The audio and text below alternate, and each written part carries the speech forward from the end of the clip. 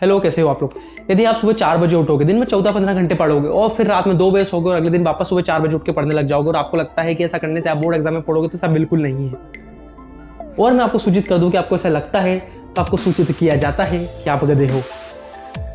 हाँ यार, थोड़ी बात मेरी रूड लगी होगी पर बात मेरी बिल्कुल सत्य है। जी हाँ, उन लोगों को मेरी बात थोड़ी कॉमेडी लगी होगी जो ऐसा नहीं मानते थे, पर जो लोग ऐसा मानते थे उनको थोड़ी रूड लगी होगी।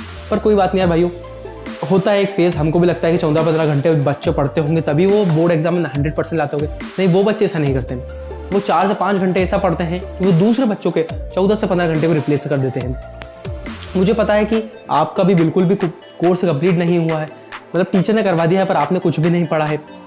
आप एक ऐसी कंडीशन में हो कि आपको पढ़ने का मन बहुत है पर आप पढ़ नहीं पा रहे हो, आपका पढ़ने में मन लग नहीं रहा है।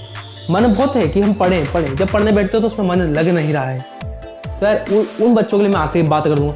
और आपको पता है कि यार हमें पढ़ना चाहिए पर आप पढ़ नहीं पा रहे हो, बोर्ड एग्जाम आपके सर पर है, जल्दी से अभी ऐसा टाइम निकलेगा और आपके पेपर आ जाएंगे, फिर भी आप पढ़ नहीं रहे हो। तो यार ये आपका बड़प्पन है, पर फिर भी आपने घमंड नहीं करा तो आपका उससे ही बड़ा बड़प्पन है। तो उन बच्चों के लिए यार जिसका पढ़ाई में मन नहीं लग रहा है, मैं उनके लिए लास्ट में थोड़ी बात करूँगा। इस वीडियो में मैं आपको एक टाइम टेबल बताने वाला हूँ जो हर बच्चे को फॉलो करना चाहिए। इस टाइम टेबल से यार मैं ये तो नहीं बोलता कि हर बच्चा जो है वीडियो देख रहा है वो 100% लाएगा एग्जाम। 100% लाना बहुत कठिन होता है, ना ही बोर्ड देती है। पर जो भी बच्चा ये देख रहा है उसके बहुत ज़्यादा चांसेस है कि 95+ हर सब्जेक्ट में फोड़ेगा। इसका मतलब 95+% अपने एग्जाम फोड़ेगा। तो ठीक है यार, जो मेरा टाइम टेबल है मैंने इसको 2 भाग में बांट लिया है। एक पार्ट है यार जो है हमारा वीकडे, हमारा नॉर्मल डे जो रोज चलता रहता है। एक आता है यार हॉलीडे। चलो मैं ऐसा मानता हूँ कि 8 बजे से सुबह 8 बजे से 2 बजे तक आपकी क्लास चलती है। इंडिया में अधिकतर बच्चों का यार टाइम यही है। इस टाइम टेबल में ना मैं आपको सुबह 4 बजे उठा रहा हूँ, ना रात में लेट नाइट तक 2-3 बजे तक पढ़ा रहा हूँ। एक नॉर्मल डे सीक्वेंस रहेगा यार जिसमें आप टाइम पे सोओगे, टाइम पे उठोगे। ज़्यादा कोई हार्ड वर्किंग टाइम टेबल नहीं है, सिर्फ 4 या 5 घंटे आपको दिन में पढ़ना है, 6 घंटे पढ़ना है आपको वीकडे में। तो मैं मानता हूँ कि यार सुबह 8 बजे से 2 बजे तक हर बच्चा अपनी ऑनलाइन क्लास अटेंड करता है, तो इस टाइम को हम छोड़ते हैं क्योंकि इंडिया में ज़्यादातर टाइम यही रहता है। 2 बजे से 4 बजे तक का टाइम है यार, ये भी आपको मैं फ्री देता हूँ। इस टाइम में क्या करना है आपको, 2 बजे से 4 बजे तक में आपको फ़ोन चलाना है, फ़ोन चला लो, जो करना है कर लो। बस जो 3:30 बजे से 4 तक का टाइम है, 3:30 बजे से 4 तक का टाइम है, इस टाइम में आपको एक पावर नैप लेनी है पढ़ने के, क्योंकि आप 4 बजे पढ़ने बैठने वाले हो। मेरे टाइम टेबल के हिसाब से आप 4 बजे पढ़ने बैठने वाले हो। इसके पहले आपको एक पावर नैप लेना है। एक पावर नैप बहुत जरूरी होती है यार, जब आप पढ़ने बैठो उसके पहले तो आपका माइंड पूरा फ्रेश रहेगा। अब आप जब पढ़ने बैठोगे तो आप 4 बजे से पढ़ने बैठोगे 4 से 5:30 बजे तक। 5:30 बजे तक क्यों? ये 1.5 घंटा, जब आप 1.5 घंटा पढ़ने बैठोगे इस टाइम पे तो आपका माइंड बिल्कुल फ्रेश रहेगा, क्योंकि आप अभी सो के उठोगे। आपने अभी एक नैप ली है, छोटी सी नैप ली है, लेकिन एक नींद इसको ही माना जाएगा। हम आप जब कॉलेज में आओगे तो आपको 15-15, 10-10 मिनट की पावर नैप लेना पड़ेगी, लेकिन आपके पास अभी टाइम है तो आप एक आधे घंटे की नैप ले सकते हो। आपने एक आधे घंटे की नैप ली, 4 बजे आप पढ़ने बैठे और आपको जो भी सबसे कठिन सब्जेक्ट लगता है, जो भी कठिन सब्जेक्ट लगता है, सोशल पढ़ लो, सोशल साइंस पढ़ लो, साइंस पढ़ लो, मैथ्स पढ़ लो, इंग्लिश पढ़ लो, हिंदी पढ़ लो, जो भी सब्जेक्ट आपको सबसे कठिन लगता है वो सब्जेक्ट आप उठाओगे, इस घंटे पढ़ोगे। कठिन सब्जेक्ट क्यों? क्योंकि आप अभी रिफ्रेश हो। ये दिन का पहला घंटा है यार, पहला घंटा है जब आप खुद सेल्फ स्टडी कर रहे हो। तो यहाँ पे आप जब सेल्फ स्टडी करोगे तो आपका पूरा जो आप पढ़ोगे वो आपके दिमाग में जाएगा। तो आप कोई भी सब्जेक्ट जो आपको कठिन लगता है वो उठा लो और पढ़ लो। आप 4 बजे तक बैठे, आपने 5:30 बजे तक पढ़ाई कर ली, 5:30 बजे आप चलेकर खेलना। इसमें यार वो गेम खेलना जिससे आप थको, बाहर जाना, घर के बाहर जाके खेलना, मतलब मास्क वास्क लगा के कुछ फैसिलिटी हो तो खेलना। या तो फ़ोन वोन मत चलाने लग जाना यार, इस टाइम पे फ़ोन मत चलाने। तो सोच रहे हो गेम खेलने, तो थोड़ी देर खेल भी लो तो चल सकता है। टाइम टेबल बिल्कुल ऐसा नहीं कि मशीन बन जाओ इसके पीछे, कोशिश करना फॉलो हो। थोड़ा बहुत फ़ोन चला भी लो तो चल सकता है आप, लेकिन करेक्ट 7 बजे आप वापस घर में आए या अपने रूम में आए और पढ़ाई करने बैठे हो। ये 7 बजे से यार आपको 3 घंटे पढ़ना है, 8, 9, 10। ये 3 घंटे में आपको जो स्कूल में दिया है वो पोर्शन पूरा कवर करना है। आज स्कूल में कुछ पढ़ाया है तो आप उसको कवर कर लो, आज ही कवर कर लो। और बहुत ज़्यादा चांसेस है यदि आप आज का काम आज कर लो तो आपको ज़्यादा आखिरी में मेहनत नहीं पड़े। नहीं तो यार जो आज का काम आज कर ले तो फिर आपको रूटीन बन जाएगा ऐसा करते करते। और जब तक टीचर कोर्स खत्म करेगी तब तक आपका कोर्स भी पूरा खत्म हो जाएगा। यदि टीचर ने कहा आपका कोर्स खत्म हो गया हो तो जो पहला दिन था आपने बिल्कुल नहीं पढ़ा, तो पहला दिन का जो पोर्शन टीचर ने पढ़ाया था उतना पढ़ लो। फिर दूसरे दिन दूसरा दिन उनसे ज़्यादा ही पढ़ो, जितना पढ़ा था उससे ज़्यादा पढ़ो, क्योंकि टीचर पढ़ाती तो समझाती भी है, लिखवाती कम है। तो जो आपने लिखा है पूरा याद कर लो। मैथ्स के क्वेश्चन है तो पूरे सॉल्व करके देख लो। 7 से 10 बजे तक हमने ये सब कंप्लीट कर लिया तो हमारी 4 घंटे की सेल्फ स्टडी हो गई। जो 3 घंटे हैं यार, इसमें आप 2 ब्रेक ले सकते हो 15-15 मिनट के। कोशिश करो कि हर 1 घंटे बाद एक ब्रेक ले लो। 7 से 8 बजे तक पढ़ लिया, फिर एक 15 मिनट का ब्रेक ले लिया, और 8 बजे से 8:15 का जो ब्रेक है उसके बाद फिर आप पढ़ने बैठे, और फिर 9 बजे से 9:15 से 9:30 का एक ब्रेक ले लिया। कैसा भी ब्रेक आपके हिसाब से आप अरेंज कर सकते हो। इसमें 2 ब्रेक ले सकते हो आप 15-15 मिनट के, तो आपकी 2.5 घंटे की पढ़ाई हो रही है। 2.5 घंटे की पढ़ाई यहाँ हो रही थी, 1.5 घंटे की वहाँ हो रही थी, टोटल मिला के 4 घंटे आप एक दिन में पढ़ रहे हो आपकी स्कूल के साथ, आपकी क्लास के साथ, आपकी जो ऑनलाइन क्लास लग रही है। फिर भी आप दिन में कम से कम 4 घंटे की सेल्फ स्टडी कर रहे हो। 10 बजे के बाद यार कोशिश करो कि फॉर्मूले जो हैं आपके वो सारे रिवाइज कर लो। आखिरी में होता यह है कि पूरी मेथड आती है पर हम एक फॉर्मूला भूल जाते हैं, हम एक मैथ्स का क्वेश्चन नहीं कर पाते, एक फिजिक्स का क्वेश्चन नहीं कर पाते। तो कोशिश करो कि सारे फॉर्मूले याद कर लो, एक बार उनकी रीडिंग दे दो लास्ट में। जो भी चैप्टर को करने लगता है, आपको मन है कि ट्रिग्नोमेट्री के एक बार फॉर्मूला देख लेता हूँ, तो ट्रिग्नोमेट्री के सारे फॉर्मूले अपने पास रखो, एक शीट बनाओ।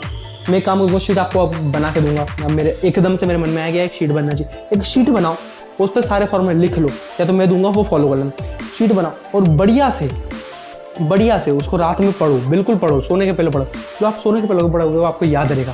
अब बात करते हैं यार एक संडे की या एक हॉलीडे की। जब भी एक हॉलीडे आए तो आपको जो 6 दिन में आप जो पढ़ोगे ना, आप 4-4 घंटे करके 6 दिन पढ़ोगे, तो 6 × 4 is 6 12 36 4 24 आवर्स आप पढ़ते हो एक वीक में। तो संडे को, पूरा संडे को जो आप पढ़ोगे तो एक 24 आवर का एक्सट्रैक्ट आपको निकालना है। जो भी आपने पढ़ा है, जितना भी आपने पढ़ा है, उसका या तो आप टेस्ट ले सकते हो या वापस से एक रिवीजन कर सकते हो। रिवीजन के साथ टेस्ट भी ले सकते हो, दोनों का एडिशन भी कर सकते हो। और थोड़ा बहुत अलग से आपको पढ़ना ही है।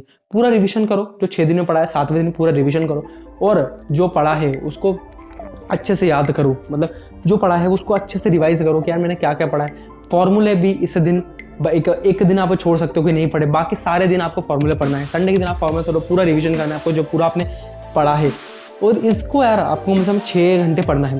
तो मैंने माना कि यार आपकी इस दिन क्लास नहीं है, तो सुबह आप 8 बजे उठे, तो आप रूटीन में है आपकी 8 बजे से 2 बजे तक आप बैठते ही हो, तो सुबह जल्दी एक बार बैठ जाओ।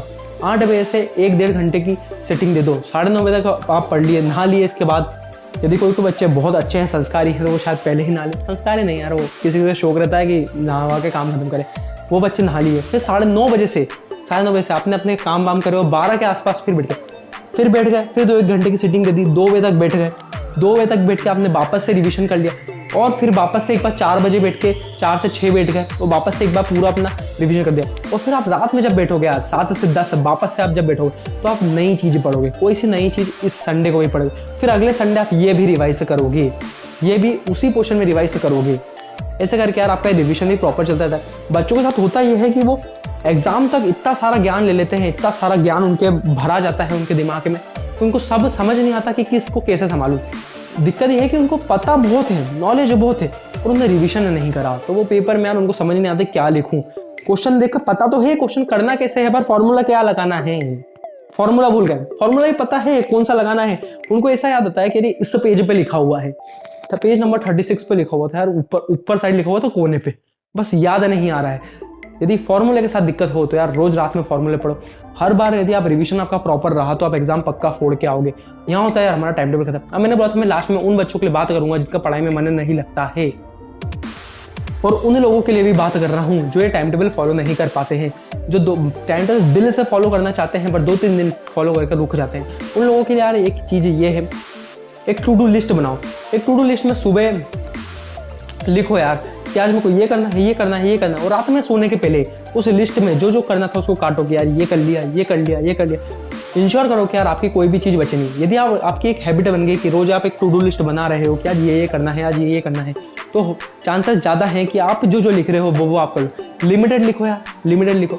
और मैं एक बात बोल रहा हूँ कि यार यदि आपकी एक सीटिंग है कि 7 से आपने 3 घंटे की सीटिंग दे दी 10 बजे तक, तो इसमें यार हमको 10 बजे तक की सीटिंग नहीं देना है कि हम पढ़ रहे हैं, मतलब आवर से नहीं पढ़ना है। आपको पहले ही सोचना है कि यार मुझे इन 3 घंटे में इतना पोर्शन कवर करना है। यदि आप इतना पोर्शन कवर कर पा रहे हो तो आपके 3 घंटे सक्सेसफुल हुए हैं।